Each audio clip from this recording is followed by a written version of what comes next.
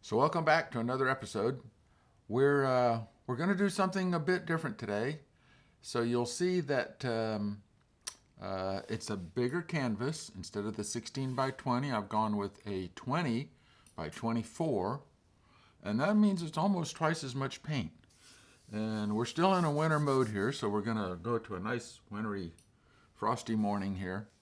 And you're going to notice halfway through or so, in order to get some good detail on these reflected trees, I'm going to take my canvas off. I'm going to flip it over. I'm going to take the picture and flip it over. So I'm going to paint the top half first. Well, I'm going to put all the background in, but paint the top detail first, and then flip it over, and then do the bottom detail, and then flip it back and do some more touch-ups on it. So I'm going to be moving things around. It's a bit different. So it's kind of a roller coaster ride. So hope you enjoy it. Grab your brush and let's go.